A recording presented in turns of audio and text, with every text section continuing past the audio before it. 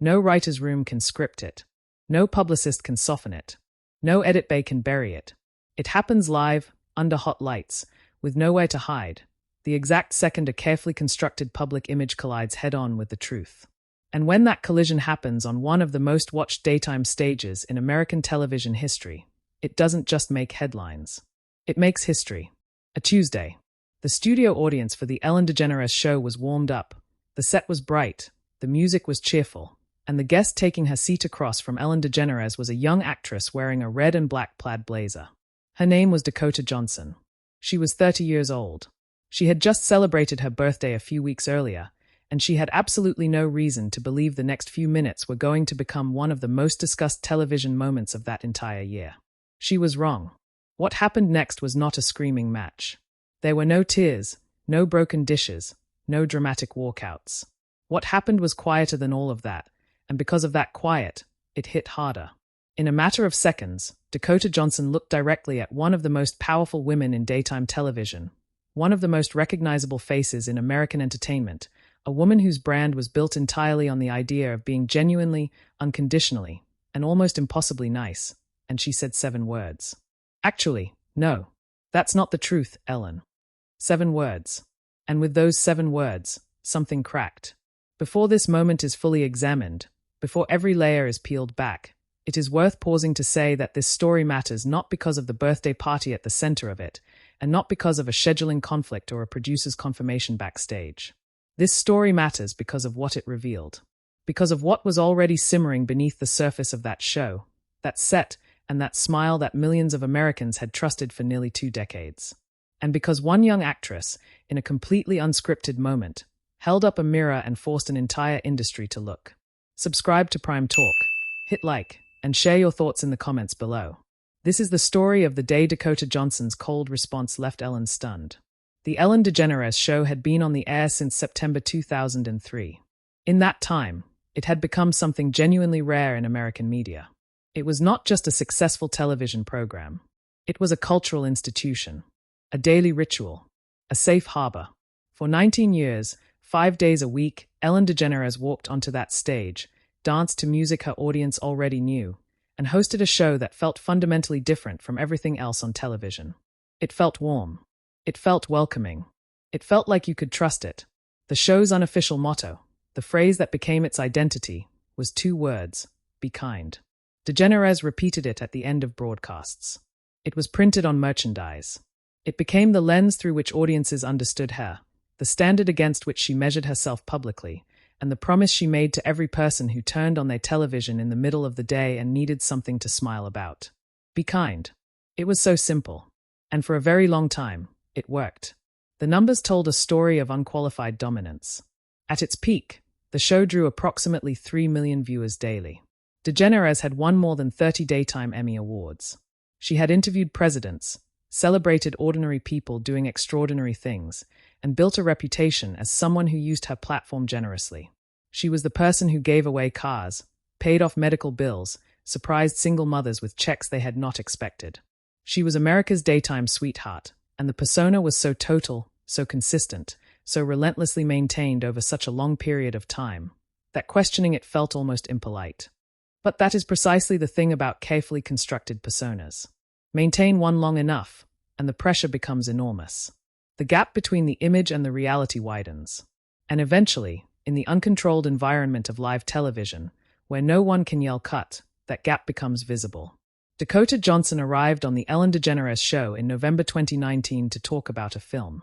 She was not there to make headlines. She was not there to pick a fight.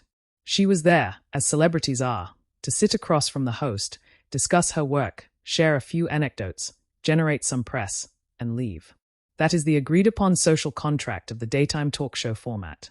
Both parties play their roles. The host is warm and celebratory. The guest is charming and accessible. Everyone goes home happy. But between Ellen DeGeneres and Dakota Johnson, the relationship had never been quite that simple. And the reason for that complexity stretched back at least a full year before the November 2019 interview that the world would never stop talking about. The roots of what happened that Tuesday afternoon had been growing quietly for some time. And to understand the magnitude of that moment, it is necessary to go back. Back to a set, to a couch, to a conversation from 2018 that planted the very first seed. Dakota Johnson was born on October 4, 1989, in Austin, Texas. Her lineage in Hollywood is not a footnote. It is a headline. Her father is actor Don Johnson, best known for Miami Vice. Her mother is Melanie Griffith, the Academy Award-nominated actress whose own mother, Tippi Hedren, starred in Alfred Hitchcock's The Birds. Dakota Johnson did not just grow up near the entertainment industry. She grew up inside it. She was on a film set before she was old enough to understand what a film set was. She appeared briefly alongside her mother in the 1999 film Crazy in Alabama when she was just 9 years old. Despite that upbringing, or perhaps because of it, Johnson's path to a sustained career was not automatic. She was rejected from Juilliard. She worked in retail. She built her career deliberately, on her own terms, and with a self-awareness that people who have been surrounded by Hollywood their entire lives often develop out of necessity. She understood the machinery. She understood what was performance and what was reality. She understood the gap between the two better than most. And perhaps more importantly, she was not afraid to acknowledge that gap when she saw it. Her breakthrough came in 2015 with the release of 50 Shades of Grey, the adaptation of E.L. James's enormously popular novel. The film grossed over $570 million worldwide on a modest production budget, making it one of the most commercially successful adult romantic dramas in film history. Critics were divided, but one element of the film earned consistent praise across the board: Dakota Johnson. Even reviewers who dismissed the film as a whole acknowledged that its lead actress brought a nuance, a vulnerability, and a dry, deflective intelligence to a role that most actors would have struggled to make sympathetic. She returned for the sequels, 50 Shades Darker in 2017 and 50 Shades Freed in 2018. And throughout the entire run of the franchise, she managed to maintain a reputation for being straightforwardly honest about what those films were, without being dismissive of the audience that loved them. By 2018, she was a recognizable face. She had expanded beyond the franchise into more artistically ambitious territory. She appeared in Luca Guadagnino's Suspiria remake that same year, a challenging and visceral horror film that bore almost no resemblance to the work for which she had become commercially famous. It was a deliberate choice. It was the kind of career move that signals an actor who is not coasting, who is not simply following the money. And it earned her a different kind of critical attention. Quietly, consistently, Dakota Johnson was building a reputation as someone serious. She was also building a reputation for something else. Something that was harder to quantify but unmistakable once you noticed it. She did not perform niceness. She did not manage her public image the way many people at her level were expected to. In interviews, she could be dry. She could be sardonic. She was not rude, but she was honest, sometimes uncomfortably so. She did not suffer nonsense gracefully. She had appeared on The Ellen DeGeneres Show in 2018 to promote Suspiria and the Peanut Butter Falcon, and even in that earlier appearance, the dynamic between Johnson and DeGeneres had been noticeably uneven. DeGeneres had made jokes about the length of Johnson's skirt when she walked out. She had pivoted awkwardly into pregnancy rumors surrounding Johnson's relationship with Coldplay's Chris Martin. The jokes had not landed well. The audience had groaned at the pregnancy comment. Johnson had managed the situation with composure, but the chemistry between guest and host was, at best, strained. And then, in that same 2018 appearance, DeGeneres had brought up Johnson's birthday party, the one she had not been invited to. She had expressed a kind of theatrical offense at the oversight, establishing a running bit, a pretend grudge, a comedic grievance she planned, apparently, to revisit. She did revisit it. 1 year later, in a way she had not planned. It was a cold morning in late November 2019 when Dakota Johnson returned to the Ellen DeGeneres Show. She walked out in that red and black plaid blazer, settled into the chair across from DeGeneres, and smiled with the practiced calm of someone who has been through this before. The set was decorated for the holiday season. The audience was attentive. Ellen DeGeneres, as always, looked entirely in control of the room she had built.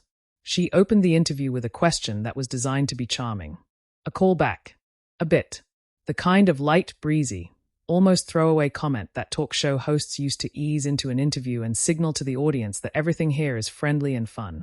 DeGeneres looked at Johnson and said it with a smile, the kind of smile that had been on American television screens for nearly 2 decades without ever looking anything other than genuine. You turned 30. How was the party? I wasn't invited.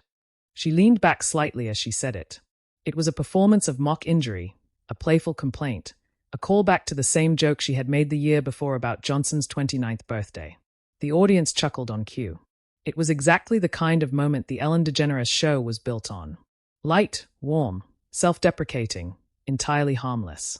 Except something was different this time. Dakota Johnson did not laugh. She did not lean into the joke. She did not look down or wave her hand or offer a sheepish grin and play along. She paused for just a fraction of a second, long enough for anyone watching closely to register that something had shifted. And then she looked directly at Ellen DeGeneres and said it, clearly and without hesitation. Actually, no. That's not the truth, Ellen.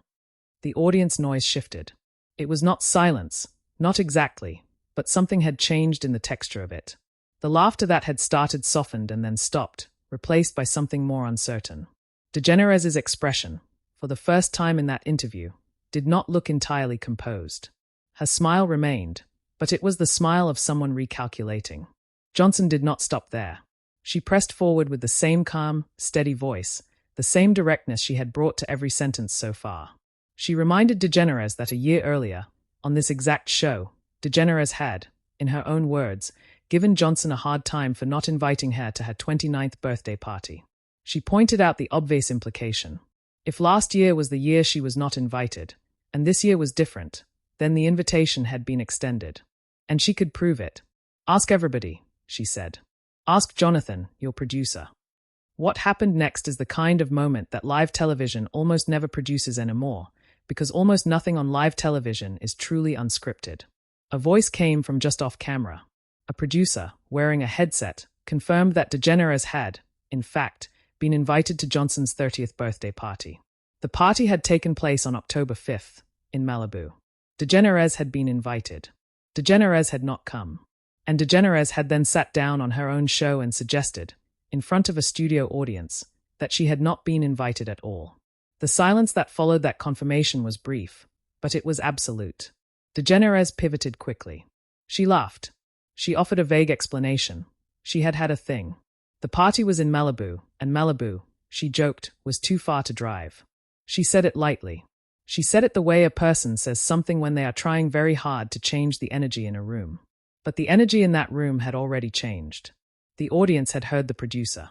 The cameras were still rolling. And Dakota Johnson, who was sitting in the guest chair on the Ellen DeGeneres show on a Wednesday morning in November 2019, had just caught one of the most recognized personalities in American television in a live, on-air, unambiguous lie. Johnson was not done. She mentioned that she had not even been certain Ellen liked her. She said it with a hint of dry amusement, without malice, but without apology either. The audience laughed again, but differently now.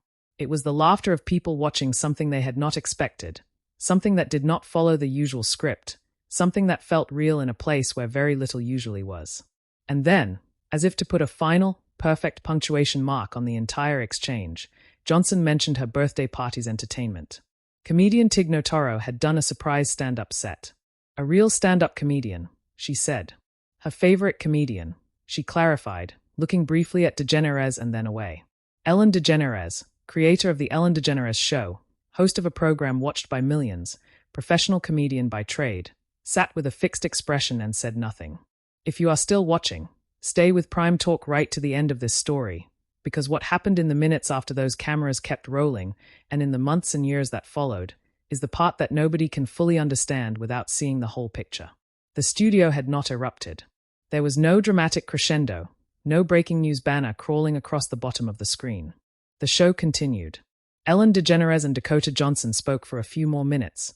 The mood warmed slightly, and they reached what passes for a graceful exit from an awkward conversation on live television. Johnson playfully gestured toward the door as the segment ended, and the audience responded with laughter. On the surface, the interview closed the way most interviews close, with a wave and a smile and applause. But in the room, something was different. Anyone who has spent time on a live television set knows that a studio audience is one of the most finely calibrated instruments in show business. It responds to energy before it responds to words. It can feel the difference between a real moment and a manufactured one. And what that audience had just experienced was undeniably real. The laughter after Ellen's admission was not the warm, uncomplicated laughter of a show going exactly as planned. It was the laughter of people processing something uncomfortable, of people who had seen someone they trusted get caught in something they could not quite explain away. Ellen DeGeneres kept her composure throughout. She was a professional, and whatever else the controversies of the years ahead would reveal about her show and her workplace, there was never any question about her ability to manage a television set. She moved through the rest of the segment with the fluency of someone who has navigated live television for decades. She conceded the point about the birthday party with a joke. She kept the tone light. And by the time Johnson walked off the stage, the moment had been, at least in the room, contained. But not online. The clip was online within hours. By the end of that week, it had been viewed millions of times. The 7 words became a meme, became a quote, became a t-shirt, became a reference point in internet culture that would persist for years. That's not the truth, Ellen. People applied it to situations that had nothing to do with birthday parties or daytime talk shows. It was used as shorthand for a particular kind of moment, the moment when a person who presents themselves as fundamentally honest is caught in a lie too small to be dangerous but too clear to be denied. What gave the clip its power was not the lie itself. In isolation, a misremembered birthday invitation is not a scandal. It is a mistake. It is the kind of thing that happens in ordinary human life every day. What gave the clip its power was the context. Because in November 2019, the context around Ellen DeGeneres had been shifting for some time. 12 months earlier, in December 2018, the New York Times had published a profile of DeGeneres with a headline that many people considered startling. Ellen DeGeneres is not as nice as you think. The piece examined the gap between the on-screen persona and the off-screen person with a level of scrutiny that the entertainment press had rarely applied to DeGeneres before. It was not an exposé. It was a cultural analysis. But it planted a question in the minds of readers who had taken the Be Kind brand entirely at face value. In January 2019, DeGeneres invited Kevin Hart onto her show following his withdrawal from hosting the Oscars after old homophobic tweets resurfaced. Rather than addressing the seriousness of those tweets, DeGeneres publicly lobbied for Hart to be reinstated as host and urged him, on air, to ignore what she called the haters.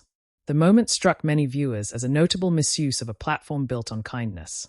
The criticism was significant. And then, in October 2019, just 1 month before Johnson appeared on that stage, DeGeneres had been photographed in the owner's box at a Dallas Cowboys game, sitting comfortably beside former President George W. Bush. The image traveled fast. Critics pointed out that DeGeneres, an openly gay woman, had chosen to publicly socialize with a president whose administration had actively opposed LGBTQ rights. DeGeneres addressed the photograph on her show in a monologue about being kind to people you disagree with. The response was mixed, and the controversy did not disappear. Dakota Johnson's interview landed in the middle of all of this. It was not the catalyst for what came next. But it was, as many journalists and cultural critics would later note, the moment when the unraveling became visible to the general public. The Dakota clip made it suddenly easy to see what some people had been saying for a while. That the image and the reality did not quite match. That the gap was real. And that it had been real for some time. For the actress sitting in that guest chair, the immediate impact was complicated. Johnson told L'Official in early 2024 that the moment would, in her own words, haunt her. She expressed that she was not entirely comfortable with the notoriety the clip had given her, that the spread of the meme was something she found strange, particularly given that she was not active on social media and only ever heard about the reaction secondhand. She had not gone into that interview intending to become a symbol. She had simply told the truth in a moment when telling the truth was easier than playing along. The fact that this became remarkable, the fact that a person simply being honest on a talk show was treated as a cultural event, was itself a commentary on how talk shows had always worked. What changed for Johnson in the aftermath was subtle but meaningful. The clip repositioned her in the public imagination. She had always been seen as someone who did not particularly care about the performance of likability. Now there was footage of it. The 7 words became a kind of personal brand, an association she had not sought but that aligned, almost perfectly, with the way people who knew her work had always described her. Straightforward, unafraid, immune to the pressure to simply play along. In the years that followed the interview, her career moved through a period of significant fluctuation. Madam Web, the 2024 Sony Marvel film in which she played Cassandra Webb, became one of the most high-profile commercial disappointments of that year. The film grossed approximately $50 million worldwide against an $80 million production budget. Critical reception was deeply negative. Johnson's response to the failure was, characteristically, direct. She said in a widely quoted interview that the failure was not her fault. She pointed to the way major studios now make creative decisions by committee, by people who she said do not have a creative bone in their body. It was the kind of statement that gets an actor in trouble in Hollywood if they are not careful. But Johnson said it anyway.